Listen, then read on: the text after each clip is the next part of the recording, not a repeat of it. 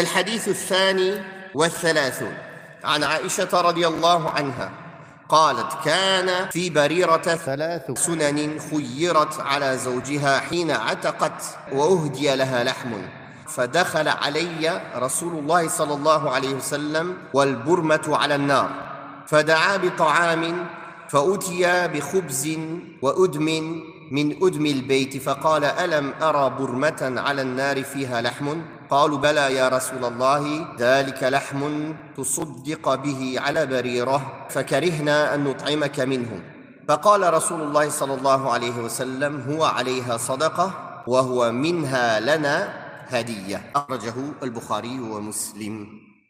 Donc ce hadith, il concerne aussi les transactions. Il y a écrit les ventes, mais c'est dans les transactions. Vous allez voir pourquoi. On rapporte de Aïcha radiyallahu anha qu'elle a dit 3 pratiques furent établies à propos de Barira. Elle eut le choix de rester avec son mari ou de quitter lorsqu'elle fut affranchie, ou de le quitter lorsqu'elle fut affranchie. Lui fut offert de la viande, et le messager d'Allah sallallahu alayhi wa sallam entra alors que la marmite était sur le feu. Il demanda à manger et on lui apporta du pain avec un accompagnement fait maison. Il dit alors, n'ai-je pas vu la marmite sur le feu contenant de la viande? Ils répondirent, si au messager d'Allah. Mais cette viande a été donnée en aumône à Barira. Et nous n'avons pas voulu te nourrir avec. Le prophète sallallahu alayhi wa sallam répondit, pour elle c'est une aumône, mais pour nous c'est un cadeau de sa part. Rapporté par le Bukhari, numéro 5279, et Muslim, numéro 1504. Ce hadith, il y a beaucoup d'enseignements dedans, mais on va en tirer les essentiels. Premièrement, Barira était une esclave. Et elle était mariée à un esclave musulman. Quand elle a été affranchie, elle a eu le choix de demander l'annulation de son mariage ou non. Donc, tel était le cas. Pourquoi? Parce qu'une femme libre, elle peut être mariée qu'un homme esclave, mais il y a des difficultés derrière. Il n'est pas libre de travailler pour elle quand il veut, parce qu'il est esclave, il a des choses à faire pour son maître. Donc comment il va dépenser pour elle? Comment il va subvenir à ses besoins? Alors que quand eux deux étaient esclaves, c'est leur maître qui payait pour eux, n'est-ce pas? Du coup, elle a le choix d'accepter cette condition, de rester avec lui, ou de demander l'annulation du mariage, parce que maintenant elle est devenue libre. Donc elle a besoin que quelqu'un dépense pour elle, de se marier avec quelqu'un qui est libre, ou de trouver un moyen elle-même de subvenir à ses besoins, s'il n'y a personne qui subvient à ses besoins. Donc ça, c'est la première des choses. Le deuxième point, et c'est le point qui nous concerne ici dans le chapitre, c'est qu'elle a reçu en aumône de la viande, en sadaqa.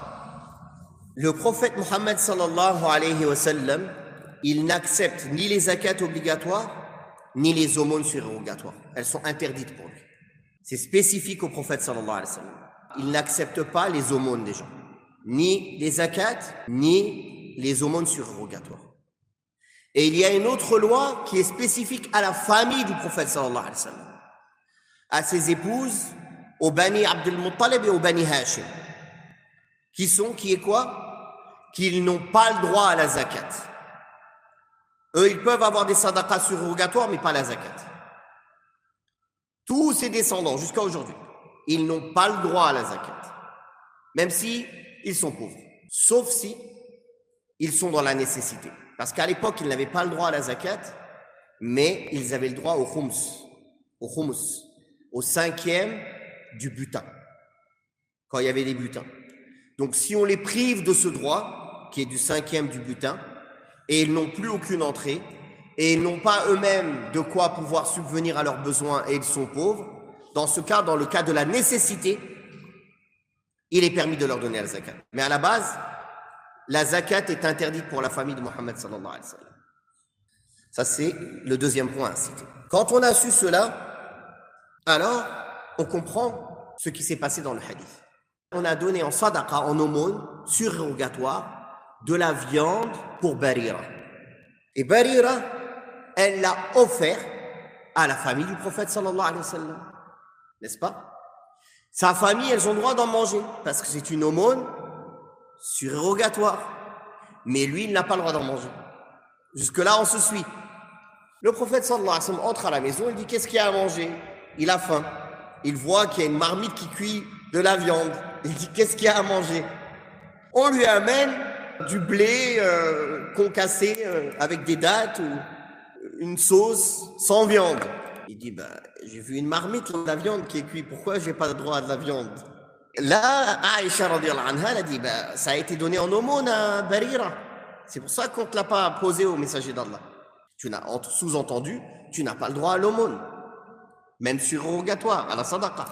Et c'est là que le prophète sallallahu alayhi wa sallam lui a répondu, pour elle, c'est une aumône, mais pour nous, c'est un cadeau de sa part. Et le prophète sallallahu alayhi wa sallam a le droit d'accepter les cadeaux.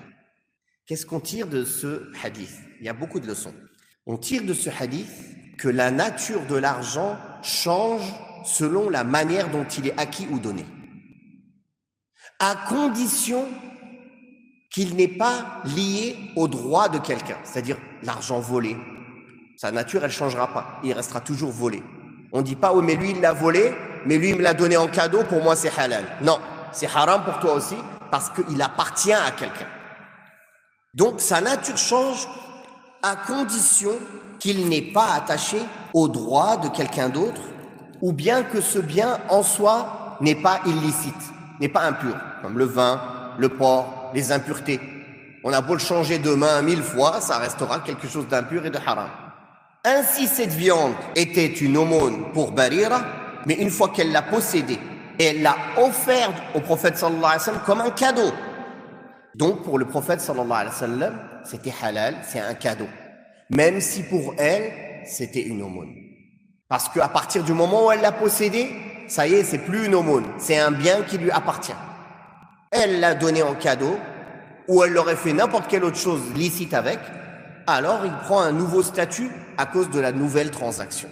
Vous avez compris? Ceci prouve qu'il est permis de commercer avec les juifs, les chrétiens, les gens qui, dans leur travail, ils acquièrent leur argent d'une manière haram.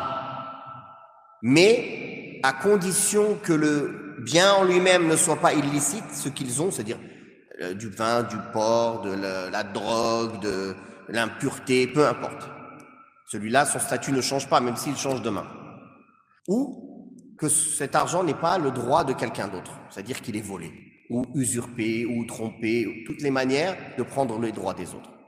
Dans ce cas-là, il ne sera pas permis de prendre en échange ce bien de la personne avec qui on commerce, ou la personne qui nous fait des cadeaux.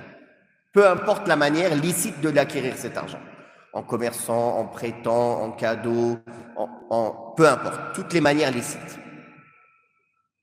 C'est pour cela d'ailleurs que le prophète sallallahu alayhi wa sallam acceptait les cadeaux des juifs à son époque, alors que les juifs étaient connus pour manger le haram en excès. Effectivement, ils étaient connus pour deux manières de manger le haram en excès à Médine, le riba et les pots de vin.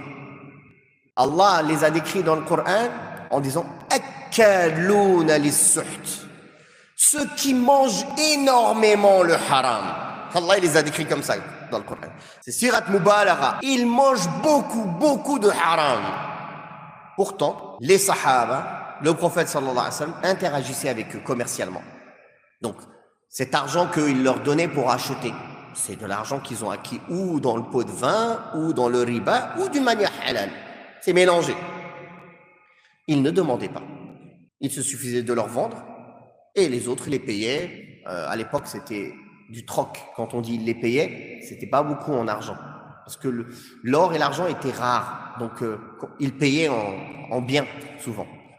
Souvent en nourriture, en fait. En blé, en dattes, en chameaux. C'est comme ça. C'était le troc qui était le plus répandu avant. Quand on dit les ventes, ça comporte le troc. C'est pas obligatoirement avec de l'argent. Il est rapporté de Abdullah ibn Mas'ud, radiyallahu anhu, qu'il a été invité par l'un de ses voisins. Et quelqu'un l'informa. Fais attention, ce voisin mange du riba. Et voilà qu'Ibn Mas'ud a rétorqué. Il emporte lui le péché et nous profitons du bénéfice. C'est-à-dire, on n'est pas responsable de cela. Bien sûr, si la personne fait ses péchés au grand jour et que tout le monde le sait, il est légiféré de le boycotter s'il y a un intérêt derrière cela. Et parmi le fait de le boycotter, de dire « je ne mange pas ta nourriture dont tu as acquis l'argent dans le haram », mais dans le sens de lui donner une leçon, dans le sens de ne pas encourager les autres comme lui à faire la même chose. Et lui dire « tant que tu travailles dans le haram, je ne mange pas de chez toi », par exemple. Mais ça revient plutôt aux règles du boycott, et non pas au fait que si tu as mangé du haram. Ça, c'est un.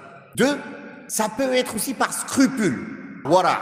La personne, par scrupule, il dit « cet argent qu'il a acquis dans le haram, il a acheté de la nourriture, il a fait, je préfère m'en préserver. » C'est-à-dire, c'est par précaution et non pas par obligation. C'est clair? C'est important à comprendre. Donc, nous disons, et cette question, elle revient souvent, parfois certains enfants, filles ou garçons, qui ne sont pas en mesure de travailler et de subvenir à leurs besoins, sont éprouvés par des parents qui travaillent dans le haram et qui dépensent pour eux. Et qui posent souvent la question, est-ce que je peux manger chez mon père? Est-ce que je peux prendre l'argent qu'il me donne? Est-ce que je peux m'habiller avec les habits qu'il m'achète? On lui dit oui, pour toi c'est halal. Car lui, il l'a acquis d'une manière haram, mais quand il l'a dépensé pour toi, c'est de son obligation, c'est son devoir de dépenser pour toi. Sauf si ce bien appartient à quelqu'un. Il est volé ou usurpé, ou ça, on n'a pas le droit de le prendre. Ou le bien en lui-même est illicite. On n'a pas le droit de le prendre. Une personne qui travaillerait donc dans l'illicite, si elle commerce avec un musulman, ou elle lui offre sans complaisance, sans que ce soit une cause que ce musulman se taise sur son haram et ne le reprenne pas sur son haram, ce n'est pas interdit pour lui de l'accepter. Mais, comme on a dit, le boycott est légiféré à son encontre. Et le boycott, il a plusieurs degrés. Parfois, on peut boycotter juste son argent et garder des liens avec lui pour lui faire da'wa. Lui dire, je ne prends pas ton argent sale, par exemple. Tu fais de l'argent sale, ne me donne pas ton argent sale. La personne va se dire, ah, ça peut le pousser à dire, ah oui, je fais de l'argent sale. S'il a du respect pour les personnes de la religion, ça peut justement l'encourager à s'empresser d'arrêter de faire de l'argent sale, par exemple. Donc ça revient à l'intérêt et au méfait. Mais nous, on parle surtout des gens qui sont dépendants d'eux. Ceux qui sont dépendants d'eux, ils n'ont pas le choix, en fait. Mais ceux qui ne sont pas dépendants d'eux peuvent avoir cette démarche de les boycotter pour leur donner une leçon et pour donner une leçon à ceux qui agissent comme lui. Et le boycott peut aller plus loin. Parfois, on peut boycotter que son argent. Parfois, on peut boycotter certains aspects et non d'autres. On peut lui passer le salam, mais ne pas s'asseoir avec lui pour manger, ne pas aller avec lui dans les lieux publics pour ne pas être vu avec lui, pour ne pas lui donner une importance ou comme si on était d'accord avec ce qu'il faisait. Ça peut faire donner cela aux autres, n'est-ce pas? Ah, il traîne avec un vendeur de drogue, par exemple. Comment ça se fait, ce cheikh, il traîne avec un vendeur de drogue? Je l'ai vu manger au restaurant avec un vendeur de drogue.